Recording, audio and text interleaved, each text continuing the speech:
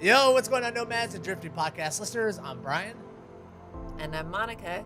and welcome to the Backspace Nomads Podcast, where we share our nerd for video games, movies, and all the dork in between. The question of the week comes from GL Taco Kitty, and he asks, if you could go back and have the MIB wipe your memory and play one video game completely fresh, what would it be? It is October 15th. This is episode 76 of the podcast. Let's start the show.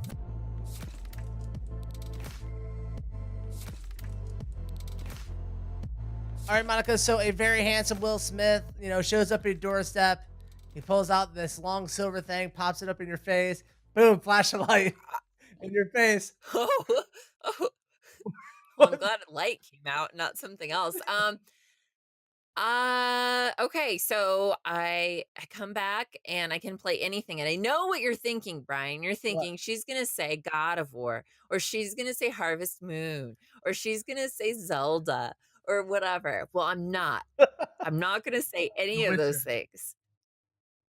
I'm not gonna say The Witcher either. The game that I actually had a lot of fun with that I don't think has held up over the years, but I have had a ton of fun with it. Okay. It is SOCOM. SOCOM from the PlayStation? Yeah, I would replay SOCOM. I actually feel like that stealth game was one of the more fun experiences I had playing with my brother. Yeah. We really got into it and enjoyed the game a ton. And I don't know, I actually think that it would be one that I wouldn't want to replay now, but if Yeah. my memory was wiped, I could enjoy it again. And Sure. I had a really good time with playing that game with my bro. I feel So, what about you? for me it would be this is like the first game that ever like really like impacted me because of its story, it would be Chrono Trigger. I Oh my absolutely gosh. I adore Chrono Trigger, and if I could unpack that game for the first time again, like, I would just be completely in love with it all over again. It had everything, like, the ideas of time travel and, like, when had time travel ever really been used as a game mechanic before? In Chrono Trigger, for the first time, it was kind of this brand new thing. Um, Chrono is, one, just such a great character to start. He's this young, naive RPG character, but it's like they perfected that character with him. It's the first game I ever played where, like, the decisions I made in the game came back and affected me later in the game. Um, Yeah. the classic one being where he's on trial and, like, even stealing, like, taking chicken from the carnival or taking a meal from the carnival, like, will come back and, like, oh, now you're going to jail because you did this. It's all on trial. And that all ended up, like, at the end. There was multiple endings for the game. That was one of the first games that, Mhm. like, put so many different endings in a game. Everything you did led up to that. And of course, like, Magus. Magus being, up until that point, I think RPGs really follow the template where, like, here's the evil guy, and you're gonna go the whole way with that. And then Magus comes along where he's set up to be the antagonist and, like, this, like, really bad dude. He's got the long hair, he's a scythe, he's wearing purple with silver hair, like, he's this bad dude. And then all of a sudden you find out, well, he's not so bad. He's from, like, a different time. He used time travel too. He's trying to save the universe. So he goes from being like an antagonist to, like, the third most important character in the game who's on, like, your side. I would go back and just be absolutely in love with Chrono Trigger again. I wish I could play it again for the first time. And I know that, like, a lot of dads were like this with Star Wars. Like, they were all watching their, like, kids when Darth Mhm. Vader, was revealed as Luke's father. They want that moment to relive it through their kid. Whenever I have a kid, I can't wait for them to play Chrono Trigger, and, like, I can sit there and, like, watch them do that. It's gonna be, like, completely fun for me. What if they're like, "This game sucks, dad. What is this? I can't even it's not even in 3D." I'll tell them they're adopted, and we'll just go from there. We'll start with the adoption punishment. And we'll see. So so I guess the thing is, like, I didn't pick a game. You made a really good choice. I didn't Thank you. pick a game that I wouldn't replay Yeah, now. yeah. So, but now I feel bad because I feel like I should have picked a better game than SOCOM. But Don't I feel too really bad. did I really enjoyed SOCOM. I don't Yeah. know. Whatever. I'm sticking to it. All right, go for it. viewers at home, let us know in the comment section below. What is the game that you would like to play over fresh? Is it going to be some epic grand tale where the story is important, or just a multiplayer game where, like, the genre's moved on? You can just play any kind of shooter. Let us know. Um, Okay. what? Okay. No, Okay. I'm just trying to inform the viewers. I'm like, their answers can it can be across the spectrum. It doesn't have to be one or the other. Yeah. Yeah, listeners, just let us know, I guess. All right. Big release this week. Black Ops 4 Call of Duty came out. It was released, developed, and published by Treyarch, or published by Activision, developed by Treyarch. Kind of a return to form and the hype of the original Call of Duty series. You can pick this game up for $60. There is no single player campaign. This is all multiplayer. Three different game modes you can play in. Monica, have you've been, we're going to talk about this later. You've been on the road a little bit. Have you caught some of the Black Ops hype? Are you pumped up to, like, just smash some, like, Red Bulls and Taco Bell and, like, get into the game again?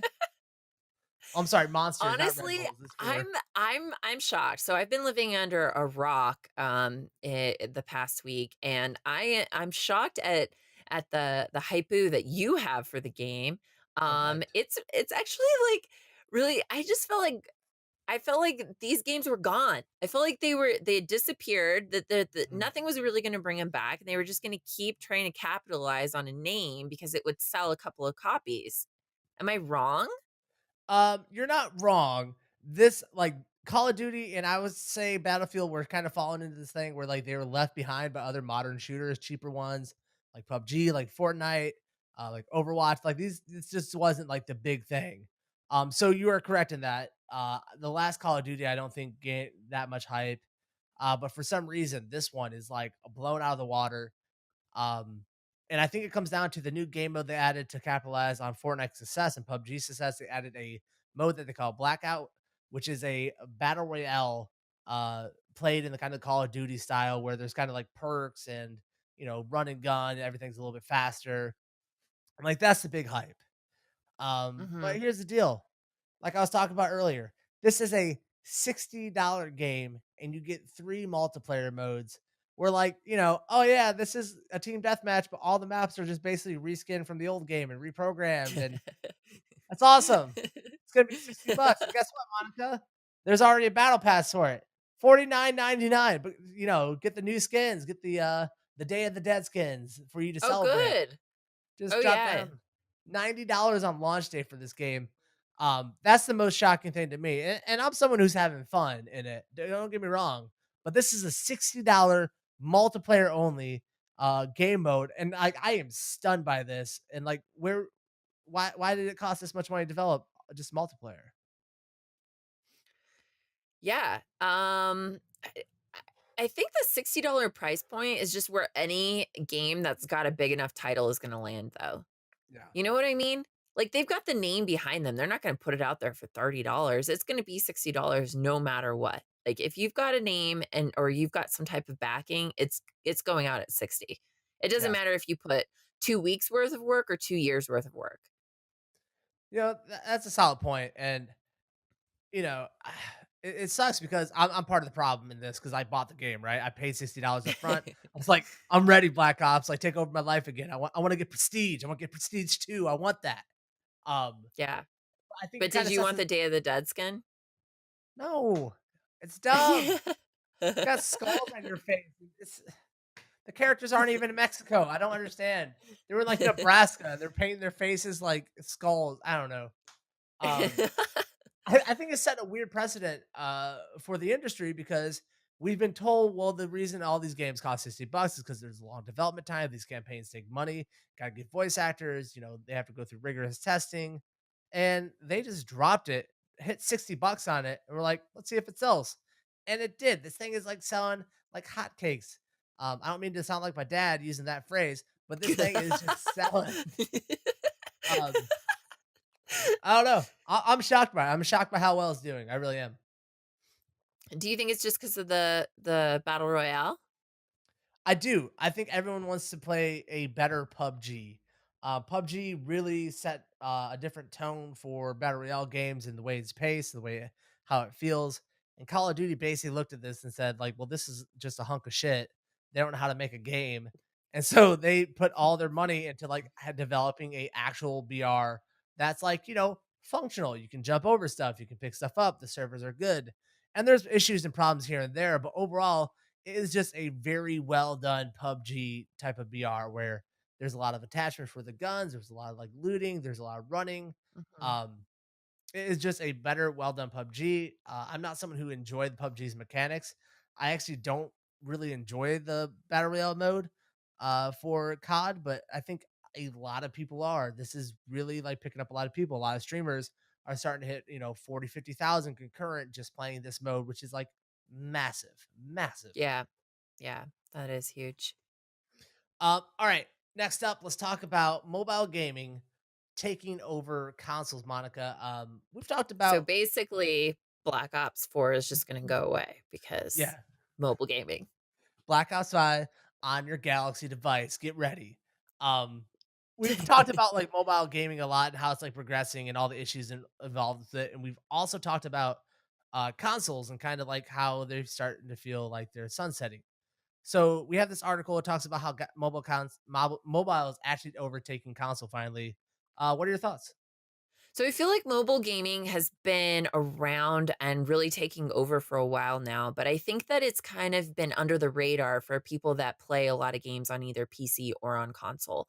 And here's why. Like, I guess what's surprising to me is the fact that there are a ton of um, phones out there that people are picking up specifically for gaming purposes. Like Mhm. Razer has been in the news, in and out of the news over the course of the last couple of weeks because their phones are specific towards gaming on mobile.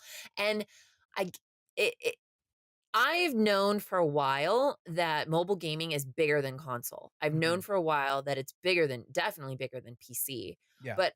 But now it's like that's what people are doing. And it's yes, you can call it casual gaming, but there are more and more competitive mobile gamers.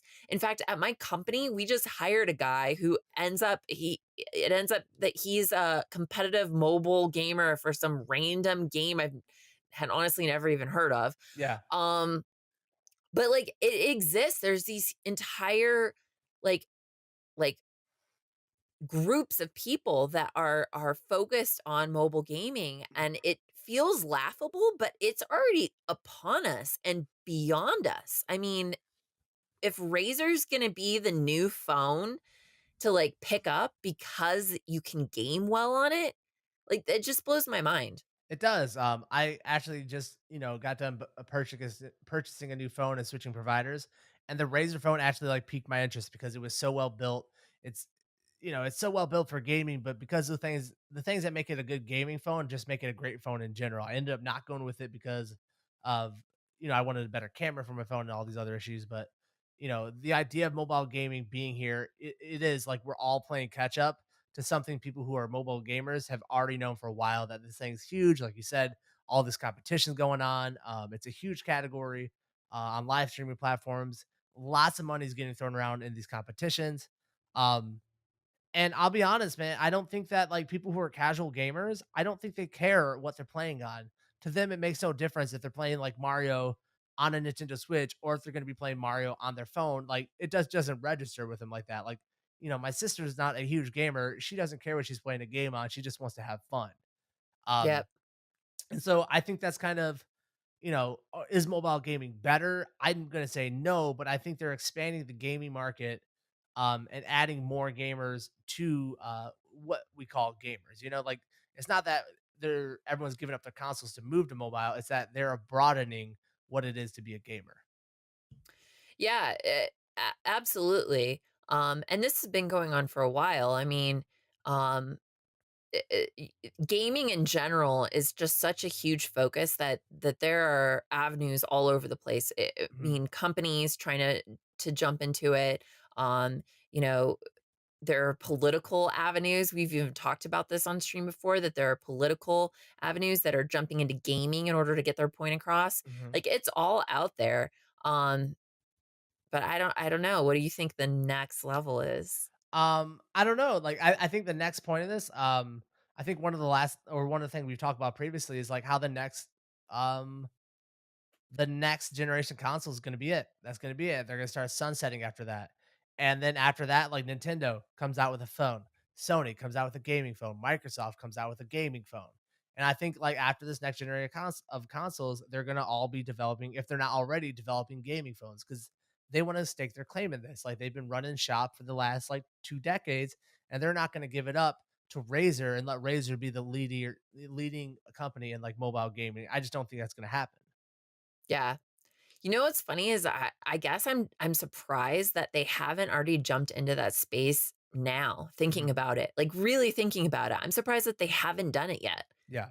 It's actually kind of shocking to me, and thinking about it more, it almost feels so outdated, like, the whole, like, thinking about E3 and, like, some of the more recent, conferences that have been held, Yeah. like, it just seems so outdated. This is not where things are gonna be headed. Mhm.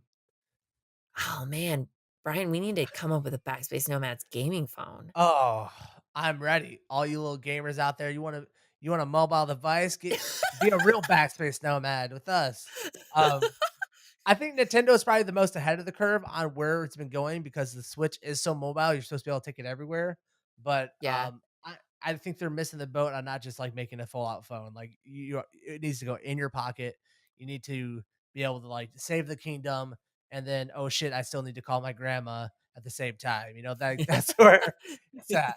Um, and I don't know. Do you think as gamers, and we already like classify gamers as like console gamers, PC gamers, but we're all considered like gamers. You know, we all know that we. Do you think as mobile gets bigger, that like we're gonna gatekeep a little bit harder as like gamers? Like you're not a gamer. Like put your Razer phone down, all right, bro. Oh, yeah, absolutely. I mean, that already happens with, like, PC and what you know what it's like, what were the, first Homo sapiens, like Cro-Magnon and whatever, like, the PC gamer, which is what I am, like, we're just gonna get wiped off the face of the I know. planet.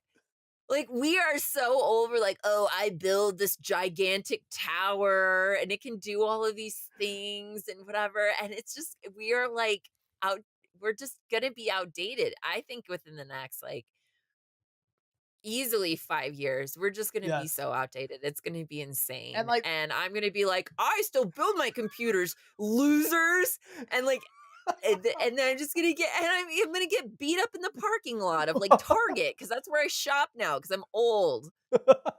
oh god, what's happening? You're playing on your PC at Target? Ugh. Nice job, grandma. And like, I don't know.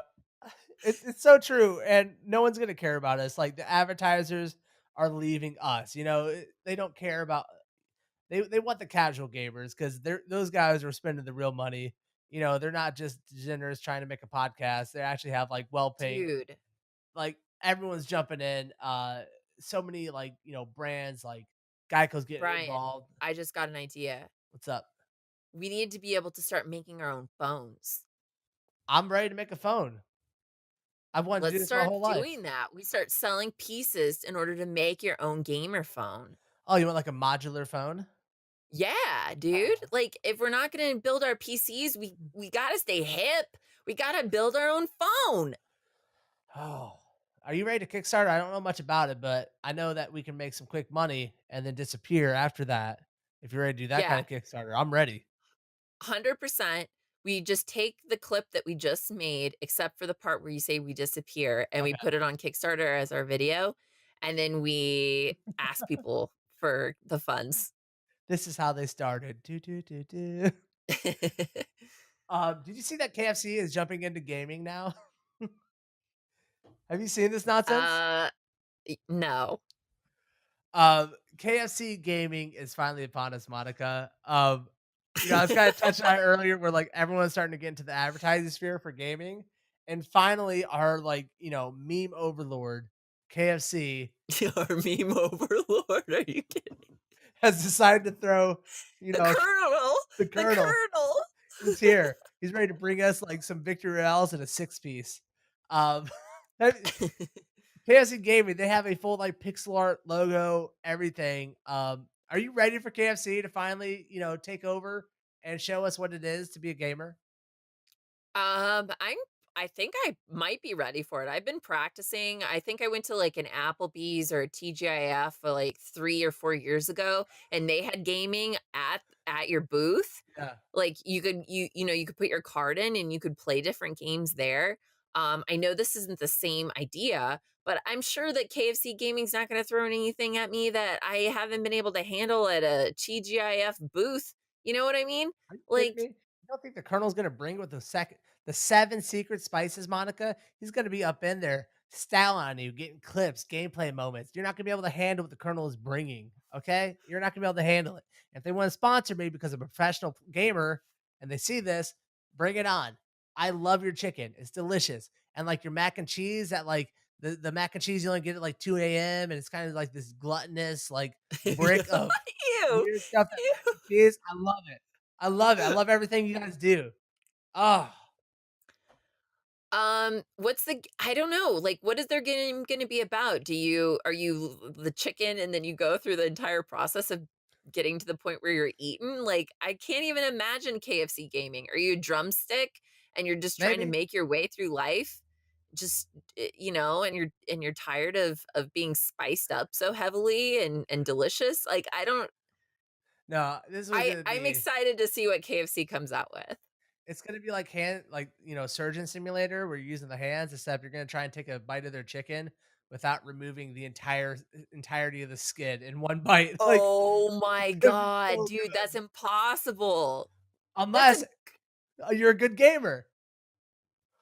Brian, you gotta reach out to them. Gotcha. Literally, we need to get KFC Gaming with you because that's a really tough move right there. It is hard to get. I mean, I'm not gonna lie. Sometimes I get KFC. The last time I got KFC, I probably had 2 bites of it because all the good stuff was gone already. What a rookie. What a rookie. I'm from the South, Monica. I know I eat fried chicken, all right? All right, Yeah. we're gonna go to break so I can tweet KFC Gaming and let them know my beautiful idea. And when we come back, we're gonna be talking about why we've been gone for 2 weeks, our plans for TwitchCon changing, and we'll be right back. Episode 76 of the Backspace Nomads Podcast.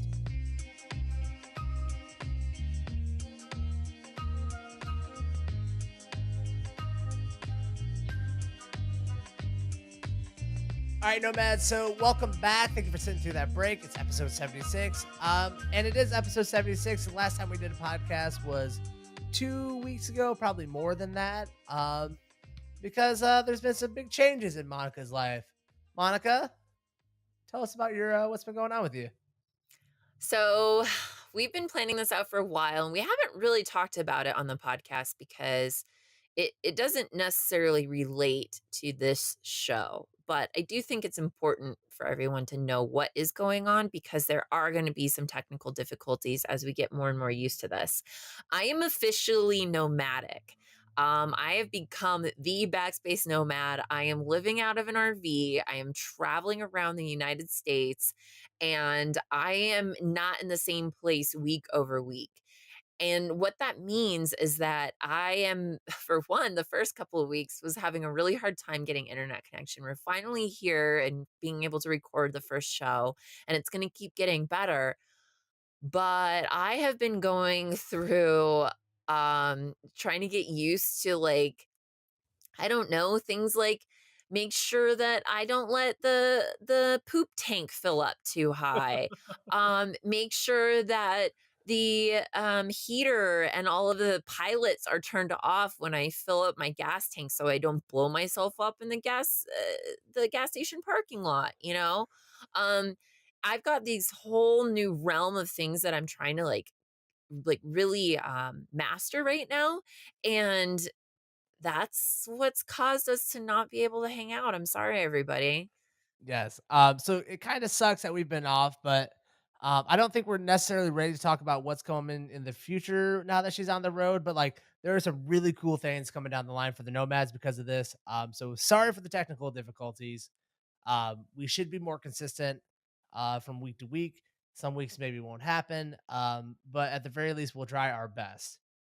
And with that said, we kind of have some bad news for all the people that we know who go to TwitchCon. me and Monica have made the decision not to have the Nomads show up at TwitchCon for the first time in 2 years. This will be the first one we miss. Um, kind of sad because I've been to all 3. she's been to all 3. I've been to the last 2.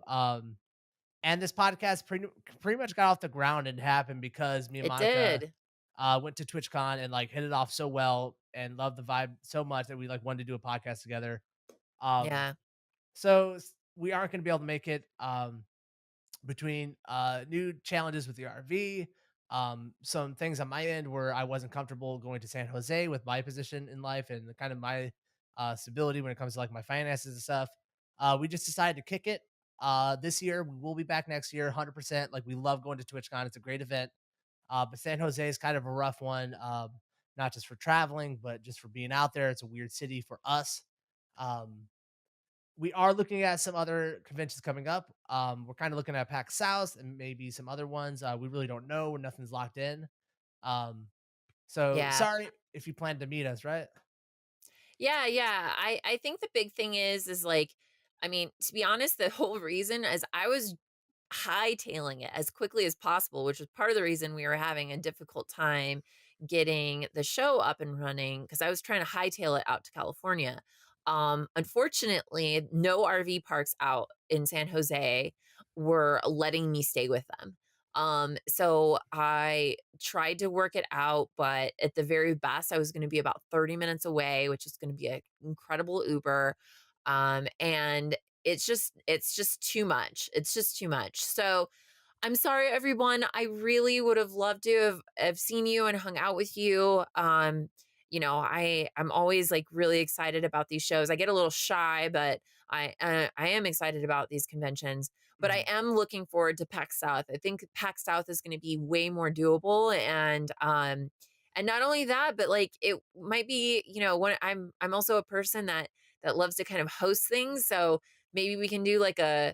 I was joking around about this, but like a good old boiled hot dog meet and greet. Because I only have a convectional oven and a and a stovetop. So, boiled hot dogs for Oh, everybody. don't worry, we're gonna season that water when we boil it. All right, there's gonna be a lot of bay leaves in there, some black peppers. It's gonna be nice. It's gonna be nice. All right. I think that's gonna do it for episode 76 of the podcast. It was great to be back. I really missed doing the show. So happy to post this one for you guys. We'll be back next week, we believe, for episode 77. See you guys then. See ya.